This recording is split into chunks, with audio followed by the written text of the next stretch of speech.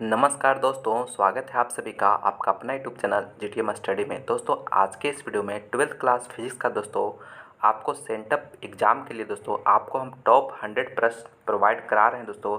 और यह 100 प्रश्न दोस्तों चुन चुन के लाए हैं दोस्तों आपके बोर्ड परीक्षा के लिए। और यह 100 प्रश्न में से दोस्तों आपके बोर्ड परीक्षा में हूबहू प्रश्न लड़ेगा, इससे बाहर एक भी प्रश्न आपके एग्जाम में नहीं रहेगा, ठीक है। इसलिए दोस्तों आप इस पूरा का पूरा 100 प्रश्न आप ज़रूर देखिएगा, जिसमें दोस्तों हम आपको 3 पार्ट में लेकर आएंगे दोस्तों। पहला पार्ट में 30 प्रश्न रहेगा, दूसरा पार्ट में 30 प्रश्न रहेगा और तीसरा पार्ट में दोस्तों 40 प्रश्न रहेगा, ठीक है। इसलिए दोस्तों आप तीनों वीडियो अगर देख लेते हैं तो आपको जो है 100 प्रश्न में से सभी प्रश्न आपके बोर्ड परीक्षा में लड़ जाएगा, ठीक है। इसलिए आप पूरा वीडियो ज़रूर देख लीजिएगा। तो दोस्तों टॉप 100 का आज का यह पहला वीडियो हम स्टार्ट करते हैं दोस्तों, जिसमें कि हम आपको 30 प्रश्न बताएंगे दोस्तों। और दोस्तों आप यह 30 प्रश्न को पहले देखिए, आपको खुद ब खुद लगेगा दोस्तों कि हाँ यही वो प्रश्न है दोस्तों जो कि आपके बोर्ड परीक्षा में 100% लड़ेगा, ठीक है। तो आप पूरा इस 30 प्रश्न जो हम कर रहे हैं इस वीडियो में आप पूरा देख लीजिए। उसके बाद दोस्तों आपको यह वीडियो कैसा लगा आप हमें कमेंट करके ज़रूर बताइएगा, ठीक है। तो चलिए दोस्तों आज का यह शानदार वीडियो शुरू करते हैं दोस्तों पहला प्रश्न से, ठीक है।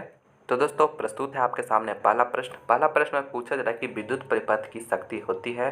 काफ़ी महत्वपूर्ण प्रश्न है दोस्तों। ए ऑप्शन रहा वी आर, बी ऑप्शन रहा वी स्क्वायर आर, सी रहा वी स्क्वायर बटा आर और डी रहा वी स्क्वायर आर आई। तो दोस्तों एक फार्मूला आप जानते होंगे दोस्तों कि P इक्वल टू जो होता है वी आई होता है, ठीक है। और एक फार्मूला दोस्तों आप जानते होंगे कि V equal to I R होता है, ठीक है दोस्तों। यहाँ से अगर I बराबर हम निकालना चाहेंगे दोस्तों तो क्या आ जाएगा, V बटा के R आ जाएगा दोस्तों, ठीक है। और इस I बराबर अगर वैल्यू हम इसमें पुट करेंगे दोस्तों तो मेरा कितना आएगा, V इंटू आई की जगह V बटा के R पुट करेंगे तो यहाँ पे मेरा कितना आ जाएगा, V स्क्वायर बटा के R आएगा, ठीक है। यानी पावर बराबर यानी विद्युत परिपथ में शक्ति बराबर जो हो जाएगा दोस्तों V स्क्वायर बटा के R के बराबर होता है। तो देखिए मेरा कौन सा ऑप्शन में दे रहा है, सी ऑप्शन में दे रहा है। तो सी ऑप्शन यहाँ पे मेरा करेक्ट आंसर हो जाएगा, ठीक है दोस्तों। यानी कि और जो 3 ऑप्शन दिया हुआ है दोस्तों यह हमें शक्ति बराबर नहीं आ रहा है, इसलिए मेरा यह ऑप्शन गलत हो जाएगा। मेरा सी ऑप्शन यहाँ पे करेक्ट आंसर हो जाएगा, ठीक है। यानी पावर बराबर जो हो जाएगा V स्क्वायर बटा के R हो जाएगा, ठीक है। यानी सी ऑप्शन करेक्ट है। चलिए दोस्तों अगला प्रश्न देखते हैं। दूसरा नंबर प्रश्न में पूछा जा रहा है कि 1 कूलम्ब आवेश में कितने इलेक्ट्रॉन होते हैं। काफ़ी महत्वपूर्ण प्रश्न दोस्तों। पूछा जा रहा है कि 1 कूलम्ब आवेश में कितने इलेक्ट्रॉन होते हैं, ठीक है। तो आप जानते होंगे कि एक इलेक्ट्रॉन पर जो चार्ज होता है दोस्तों वह कितना होता है, 1.6 इंटू 10 के पावर -19 कूलम्ब होता है, ठीक है। आप जानते होंगे इस वैल्यू को, यानी कि एक इलेक्ट्रॉन पे जो आवेश होता है चार्ज होता है 1.6 इंटू 10 के पावर -19 कूलम्ब होता है, ठीक है। तो यहाँ से दोस्तों अगर 1 कूलम्ब बराबर हम निकालना चाहेंगे तो क्या आ जाएगा, 1 बटा के 1.6 इंटू 10 के पावर -19 आ जाएगा दोस्तों, ठीक है। और यह क्या आ जाएगा, नंबर ऑफ इलेक्ट्रॉन्स आ जाएगा, ठीक है। तो दोस्तों यहाँ से देखिए मेरा अगर आप इसको कैलकुलेट करिएगा दोस्तों तो इसका वैल्यू कितना आता है, आप डिवाइड करके देखिएगा दोस्तों। यहाँ पे वैल्यू आपको आ जाएगा 6.25 इंटू 10 के पावर 18 आ जाएगा दोस्तों, ठीक है। यानी इतना इलेक्ट्रॉन आ जाएगा, ठीक है। तो मेरा कौन सा ऑप्शन सही हो जाएगा, बी ऑप्शन यहाँ पे करेक्ट आंसर हो जाएगा। इसको आप डिवाइड करके देखिएगा इतना आंसर आएगा, ठीक है। तो मेरा यहाँ पे बी ऑप्शन का करेक्ट आंसर हो जाएगा दोस्तों। यानी 1 कूलम्ब आवेश में जो इलेक्ट्रॉनों की संख्या होता है वह 6.25 इंटू 10 के पावर 18 इलेक्ट्रॉन होता है। तो बी ऑप्शन करेक्ट है। चलिए अगला प्रश्न देखते हैं। तीसरा नंबर प्रश्न में पूछा है कि प्लांक नियतांक का एसआई मात्रक होता है। दोस्तों प्लांक नियतांक का जो एसआई मात्रक होता है दोस्तों वो क्या होता है, ठीक है। वाट सेकंड होता है, जूल सेकंड होता है, जूल पर सेकंड होता है या वाट पर सेकंड होता है। तो दोस्तों यह जूल सेकंड होता है, ठीक है। बी ऑप्शन इसका करेक्ट आंसर हो जाएगा। देखिए किस तरह से आता है दोस्तों, आप एनर्जी बराबर जो होता है वह क्या होता है, एच न्यू होता है दोस्तों, एच न्यू होता है। और मेरा एच जो है प्लांक कांस्टेंट है, तो इसका अगर एच बराबर हम निकालना चाहेंगे तो ई बटा के न्यू हो जाएगा। और ई मेरा एनर्जी है, एनर्जी का मात्रक क्या होता है, जूल होता है। और न्यू जो है दोस्तों यानी यह मेरा फ्रीक्वेंसी है, फ्रीक्वेंसी का यूनिट क्या होता है, प्रति सेकंड। तो यहाँ से अगर प्रति सेकंड धरिएगा दोस्तों तो यह मेरा इतना हो जाएगा। और यह सेकंड दोस्तों जस्ट ऊपर चला आएगा तो मेरा कितना आ जाएगा, जूल सेकंड आ जाएगा, ठीक है। यानी एच यानी प्लांक कांस्टेंट का जो यूनिट होता है दोस्तों वह जूल सेकंड हो जाएगा, ठीक है। समझ गए दोस्तों। तो मेरा बी ऑप्शन करेक्ट हो गया। यहाँ पे दोस्तों आपसे एक और प्रश्न पूछा जाता है परीक्षा में कि प्लांक नियतांक का जो डायमेंशन होता है वो क्या होता है। तो दोस्तों अभी जस्ट आपको बताएं कि इसका यूनिट क्या होता है, जूल सेकंड। और जूल मेरा क्या है, वर्क है। तो वर्क का डायमेंशन हम क्या लिख सकते हैं, एम एल स्क्वायर और टी के पावर -2। और यहाँ पे मेरा एस जो है दोस्तों सेकेंड है, तो सेकेंड का क्या हो जाएगा, टी हो जाएगा। तो यहाँ से दोस्तों एक टी से एक टी मेरा कट जाएगा, तो यहाँ पे कितना बच जाएगा, एक बच जाएगा। ठीक है, तो मेरा आंसर आ जाएगा ml² टी के पावर -1 आ जाएगा। यानी प्लांक कांस्टेंट का जो डायमेंशन होगा दोस्तों, एच का जो डायमेंशन होगा दोस्तों, वह क्या हो जाएगा, ml² टी के पावर -1। ठीक है, आप इसे भी याद रखिएगा। ठीक है, और दोस्तों चलिए अगला प्रश्न चौथा नंबर पूछा जा रहा है कि चुंबकीय आघूर्ण मैग्नेटिक मोमेंट का एसआई मात्रक होता है। काफ़ी महत्वपूर्ण प्रश्न है दोस्तों। कहा जा रहा है कि मैग्नेटिक मोमेंट का एसआई मात्रक होता है तो एम्पियर मीटर स्क्वायर होता है। एम्पियर मीटर स्क्वायर कौन सा ऑप्शन में, बी ऑप्शन में दे रहा है, बी ऑप्शन करेक्ट हो गया। अगला प्रश्न मेरा 5वां नंबर पूछा जा रहा है कि नमन कोण का मान उत्तरी ध्रुव से विषुवत रेखा की ओर बढ़ने पर बढ़ता है, घटता है, अपरिवर्तित रहता है, इनमें से कोई नहीं। तो देखिए दोस्तों, यह मेरा अर्थ है। यहाँ से दोस्तों अगर यह मेरा हो गया इक्वेटर हो गया दोस्तों। ठीक है, और यह मेरा नॉर्थ पोल हो गया और यह साउथ पोल हो गया। ठीक है, तो दोस्तों यहाँ पे उत्तरी ध्रुव से विषुवत रेखा की ओर आने पर मेरा क्या हो जाता है, तो दोस्तों यहाँ पे 0 डिग्री होता है और यहाँ पे दोस्तों 90 डिग्री होता है नमन कोण। ठीक है, तो यहाँ पे अगर यहाँ से अगर वैल्यू इधर की ओर आ रहे हैं दोस्तों, तो 90 डिग्री से 0 डिग्री की ओर आ रहा है, यानी वैल्यू क्या हो रहा है, घट रहा है दोस्तों। तो मेरा क्या आंसर हो जाएगा, घटता है। ठीक है, बी ऑप्शन करेक्ट आंसर हो जाएगा। ये भी प्रश्न पूछा जाता है कि विषुवत रेखा पर नमन कोण का मान कितना होता है, तो 0 डिग्री, और अगर पूछा जाएगा ध्रुवों पर कितना होता है तो 90 डिग्री होता है दोस्तों। ठीक है, आप इसे भी याद रखिएगा, आपके एग्जाम में पूछा जाता है। ठीक है, तो चलिए अगला प्रश्न की ओर चलते हैं दोस्तों। अगर दोस्तों आप इस वीडियो को अभी तक लाइक नहीं किए दोस्तों, तो लाइक जरूर कर दीजिएगा। अपने दोस्तों में इस वीडियो को ज़्यादा से ज़्यादा शेयर करिएगा ताकि उन्हें भी मदद मिले। तो प्लीज़ इस वीडियो को अपने दोस्तों में ज़्यादा से ज़्यादा जरूर शेयर करिएगा। और आप हमारे चैनल पर नए हैं, अभी तक GTM स्टडी को सब्सक्राइब नहीं किया दोस्तों, तो प्लीज़ चैनल को सब्सक्राइब जरूर कर लीजिएगा। और दोस्तों सब्सक्राइब करके रखें दोस्तों, तो आपको बहुत बहुत धन्यवाद। ठीक है, आपको इस चैनल पे आपको काफ़ी अच्छे अच्छे वीडियो आपको 12th क्लास के प्रिपरेशन के लिए आपको प्रोवाइड किया जाएगा दोस्तों, इसलिए आप हमारे चैनल से जरूर जुड़े रहें। चलिए अगला प्रश्न मेरा 6ठा नंबर पूछा जाए कि दो संपर्कित उत्तल लेंसों की समतुल्य लेंस होता है, उत्तल लेंस, बेलनाकार लेंस, इनमें से कोई नहीं। यानी दो उत्तल लेंस है दोस्तों, उसको आपको संपर्क में रखा गया है। ठीक है, तो उसका जो समतुल्य लेंस होगा वह क्या होगा, तो दोस्तों उत्तल लेंस ही होगा ना। दो उत्तल लेंस है तो उसको सटा के रखिएगा। ठीक है, यानी संपर्कित यानी कॉन्टेक्ट में रखा हुआ है। ठीक है, तो वह उत्तल लेंस ही होगा। ठीक है, बी ऑप्शन इसका करेक्ट आंसर हो जाएगा।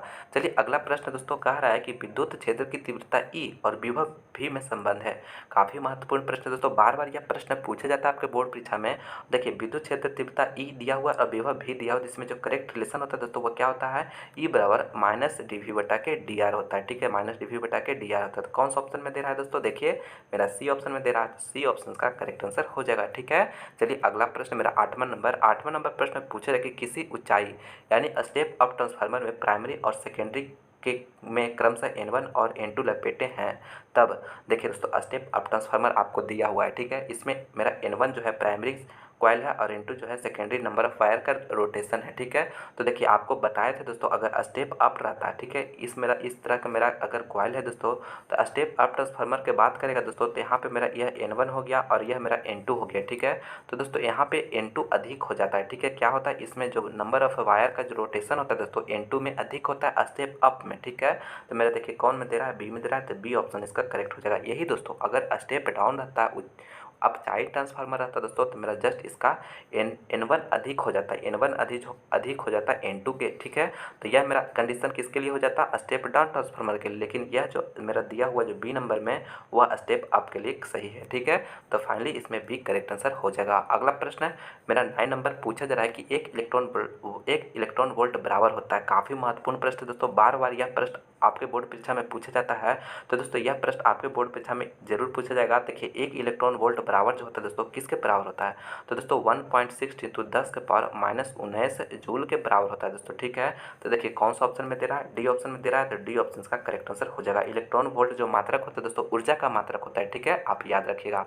चलिए अगला प्रश्न 10वां नंबर प्रश्न में पूछा जा रहा है कि 5 टेस्ला का चुंबकीय क्षेत्र बराबर होता है दोस्तों। 5 टेस्ला का जो चुंबकीय क्षेत्र बराबर होता है दोस्तों वह किसके बराबर होता है। ठीक है, तो दोस्तों 5 टेस्ला का जो चुंबकीय क्षेत्र बराबर होता है दोस्तों वह 5 वेबर पर मीटर स्क्वायर के बराबर होता है। क्योंकि दोस्तों टेस्ला बराबर जो होता है वह 1 टेस्ला बराबर जो होता है दोस्तों 1 वेबर पर मीटर स्क्वायर होता है। ठीक है, तो यह रिलेशन आप याद रखिएगा, तो इसीलिए यह 5 हो गया, इधर गुना तो इधर भी हो जाएगा। ठीक है, तो देखिए कौन सा ऑप्शन में दे रहा है, ए ऑप्शन में दे रहा है, तो ए ऑप्शन का करेक्ट आंसर हो जाएगा। ठीक है, ए ऑप्शन का करेक्ट हो जाएगा। 5 टेस्ला बराबर 5 वेबर पर मीटर स्क्वायर होता है, तो ये ऑप्शन करेक्ट है। काफ़ी महत्वपूर्ण प्रश्न है दोस्तों, अच्छी तरह से याद रखिएगा। और दोस्तों अगर मेरा और भी दूसरे सब्जेक्ट का वीडियो देखना चाहते हैं तो लिंक डिस्क्रिप्शन में आपको डिस्क्रिप्शन बॉक्स में लिंक मिलेगा दोस्तों, वहाँ पे जाकर देख सकते हैं। जिस भी सब्जेक्ट की तैयारी करना चाहते हैं वहाँ से मेरा देख सकते हैं दोस्तों। फिजिक्स का चैप्टर वाइज वीडियो देखना है तो आपको प्लेलिस्ट मिल जाएगा, ठीक है। केमिस्ट्री का देखना है तो मिल जाएगा दोस्तों, आप जाकर जरूर देखिए, उसमें काफ़ी महत्वपूर्ण प्रश्न करवाया गया आपके बोर्ड परीक्षा के लिए, ठीक है। नहीं तो आप हमारे चैनल के प्लेलिस्ट में भी जाकर वहाँ पर भी जाकर देख सकते हैं। चलिए अगला प्रश्न 11 नंबर प्रश्न में पूछा जा रहा है कि एक स्वस्थ व्यक्ति के आँख के लेंस की फोकस दूरी लगभग होती है। यानी दोस्तों एक स्वस्थ व्यक्ति है, ठीक है, उसका आँख का जो लेंस होता है दोस्तों, उसका जो फोकस दूरी होता है वह कितना होता है, ठीक है, लगभग कितना के बराबर होता है। 1 mm के, 2 सेंटीमीटर के, 25 सेंटीमीटर के या 1 मीटर के। तो दोस्तों आँख, मानव नेत्र का जो आँख है दोस्तों, ठीक है, मानव नेत्र दोस्तों उसका फोकस दूरी जो होता है लगभग 2 सेंटीमीटर के बराबर होता है, ठीक है। आप याद रखिएगा, बी ऑप्शन का करेक्ट आंसर हो जाएगा, ठीक है। 2 सेंटीमीटर या 20 mm दिया हुआ रहेगा, ठीक है।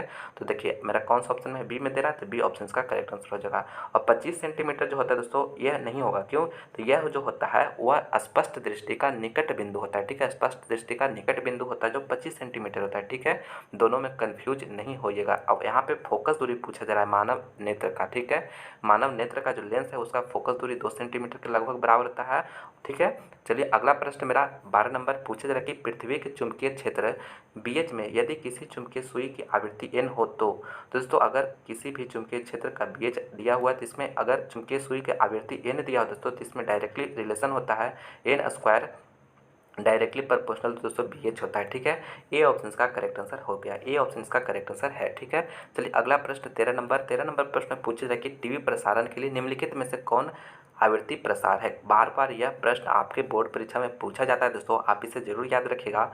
यह जो राइट आंसर हो जाएगा इसका 30 से 300 मेगाहर्ट्ज हो जाएगा, ठीक है। यानी सी ऑप्शन का करेक्ट आंसर हो जाएगा 30 से 300 मेगाहर्ट्ज, ठीक है। टीवी प्रसारण के लिए जो आवृत्ति प्रसार होता है दोस्तों वह 30 से 300 मेगाहर्ट्ज के बराबर होता है, सी ऑप्शन करेक्ट है। अगला प्रश्न मेरा 14 नंबर पूछा जा रहा है कि चुंबकशीलता की बीमा है दोस्तों, चुंबकशीलता की जो बीमा है दोस्तों वह क्या है, ठीक है।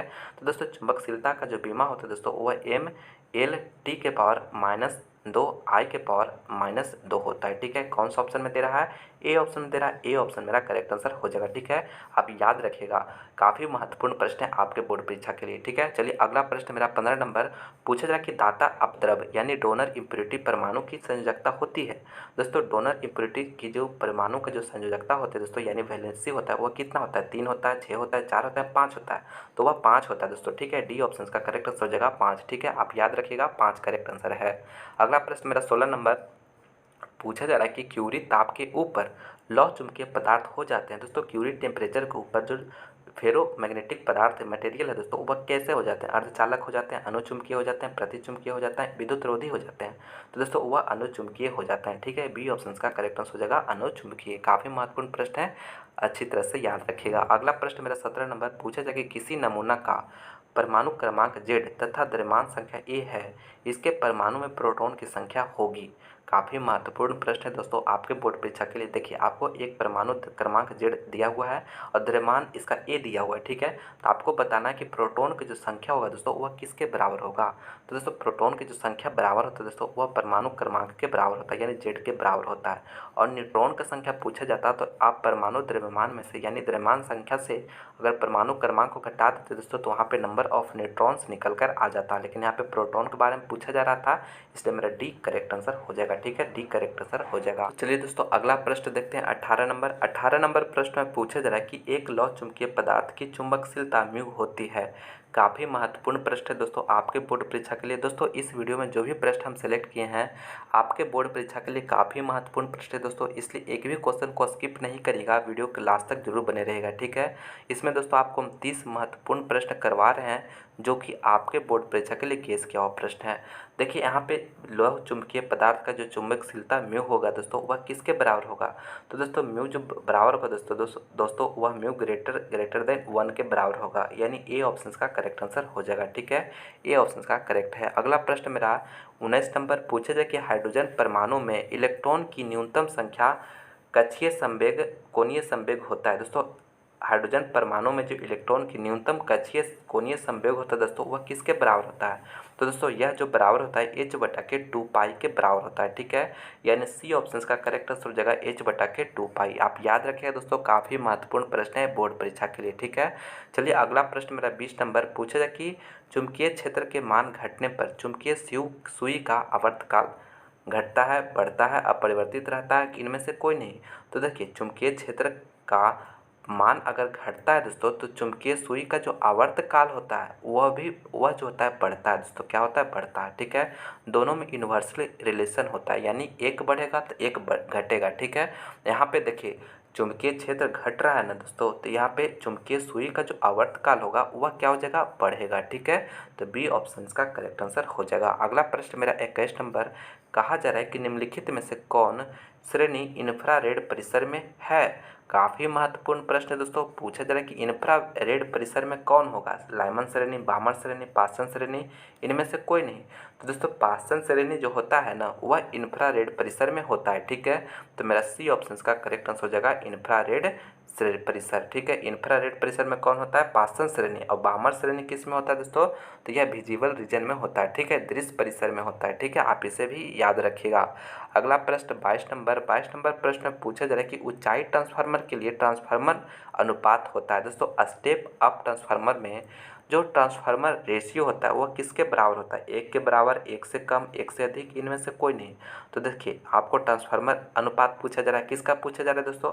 ऊंचाई ट्रांसफार्मर का, यानी स्टेप अप का पूछा जा रहा है, स्टेप अप ट्रांसफार्मर का।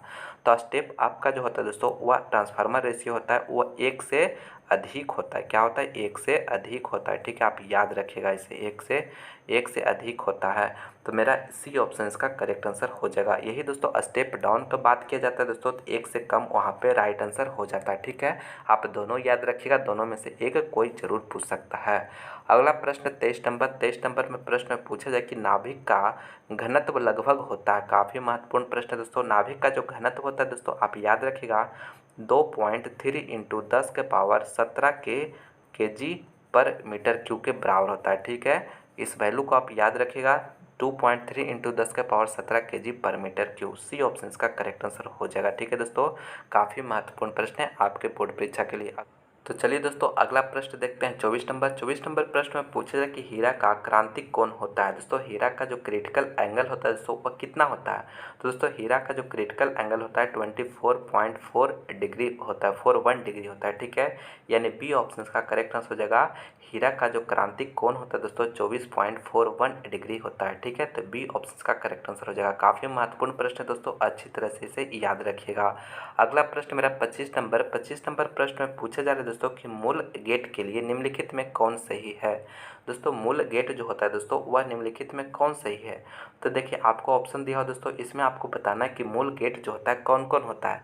तो दोस्तों मूल गेट जो होता है दोस्तों एंड होता है और नॉट होता है। ठीक है, यह जो तीन होता है दोस्तों यह मूल गेट होता है। ठीक है, तो देखिए कौन सा ऑप्शन में दे रहा है? ए ऑप्शन में दे रहा है ना, तो ए ऑप्शन का करेक्ट आंसर हो जाएगा। ठीक है, काफ़ी महत्वपूर्ण प्रश्न है, अच्छी तरह से इसे याद रखिएगा। मूल गेट, एंड और नॉट ये तीनों जो है मूल गेट होता है, यानी बेसिक गेट भी इसे कहते हैं। ठीक है, तो ए ऑप्शन का करेक्ट आंसर है। अगला प्रश्न मेरा 26 नंबर पूछा जा रहा है दोस्तों कि थोरियम का जो एटॉमिक नंबर है आपको दिया हुआ है 90 और एटॉमिक मास जो है 230 के एक परमाणु में न्यूट्रॉन की संख्या है।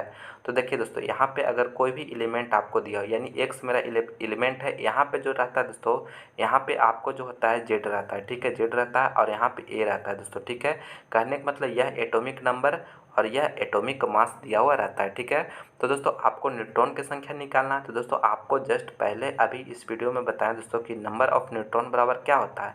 ए माइनस जेड होता है। ठीक है, तो ए मेरा कितना दिया हुआ है? 230 दिया हुआ है और मेरा जेड कितना दिया हुआ है? 90 दिया हुआ है। इसको आप माइनस करिएगा दोस्तों तो कितना आ जाएगा? 140 आ जाएगा दोस्तों। ठीक है, 140 आ जाएगा। ठीक है, तो देखिए कौन सा ऑप्शन में दे रहा है? सी ऑप्शन में दे रहा है, तो सी ऑप्शन का करेक्ट आंसर हो जाएगा, यानी इसमें न्यूट्रॉनों की जो संख्या हुआ दोस्तों 140 हो जाएगा। ठीक है, अगर प्रोटॉन का संख्या पूछा जाता तो कितना हो जाता है? 90 हो जाता है। ठीक है, क्योंकि दोस्तों प्रोटॉन की संख्या होता है वह परमाणु क्रमांक के बराबर ही हो जाता है, तो वहाँ पे 90 इसका राइट आंसर हो जाता अगर प्रोटॉन पूछा जाता तो। लेकिन यहाँ पे न्यूट्रॉन पूछ रहा था तो इसलिए सी ऑप्शन करेक्ट हो गया। ठीक है, हो गया। अगला प्रश्न 27 नंबर दोस्तों निम्नलिखित में से कौन सही है? दोस्तों आपको बताना है कि निम्नलिखित में जो कौन है वह सही है। ठीक है, देखिए दोस्तों एक साइड आपको डेसिमल नंबर दिया हुआ है और एक साइड आपको बाइनरी नंबर दिया हुआ है। ठीक है, और डेसिमल नंबर में दोस्तों आपको सभी में 12 दिया हुआ है। तो दोस्तों आप क्या करिए ना, 12 का जो है आप डेसिमल नंबर को जो है बाइनरी में कन्वर्ट करके देख लीजिए और जो आ जाएगा वही आंसर हो जाएगा। ठीक है, तो दोस्तों आपको हम बताएं कि कैसे कन्वर्ट करना है डेसिमल से बाइनरी में। तो दोस्तों अगर डेसिमल से बाइनरी में कन्वर्ट करना रहे तो आपको उसको 2 से डिवाइड लगाना है, 2 से। ठीक है, जिसमें आपको कन्वर्ट करना है तो 12 को करना है हमें, तो 12 से डिवाइड करेंगे 2 से, तो कितना बराबर मैंने कितना मरतबे लगेगा, 6 मरतबे लगेगा। ठीक है, 6 दूनी 12, शेषफल नहीं बचा तो यहाँ पे 0 लिख देंगे। फिर 2 से लगाएंगे दोस्तों, कितना टाइम्स में लगेगा, 3 टाइम्स में लगेगा, शेषफल नहीं बचा 0 लिख दिए। फिर 2 से लगाएंगे दोस्तों, कितना टाइम्स में लगेगा, 1 टाइम्स में लगेगा, शेषफल कितना बचा 1, तो यहाँ पे लिख लिए। अब इस वैल्यू को नीचे से ऊपर की ओर लिखना है, तो मेरा कितना आ गया 1 1 0 0 आ गया। ठीक है, इसका बेस में क्या हो जाएगा दोस्तों 2 हो जाएगा। तो देखिए कौन सा ऑप्शन में हमें मिल रहा है, सी ऑप्शन में मिल रहा है। सी ऑप्शन में एकदम दिख रहा है दोस्तों। ठीक है, 1 1 0 यानी 12 को अगर आप कन्वर्ट करिएगा बाइनरी में तो 1 1 0 0 आ जाएगा, यानी सी ऑप्शन का करेक्ट आंसर हो जाएगा। काफ़ी महत्वपूर्ण प्रश्न है दोस्तों।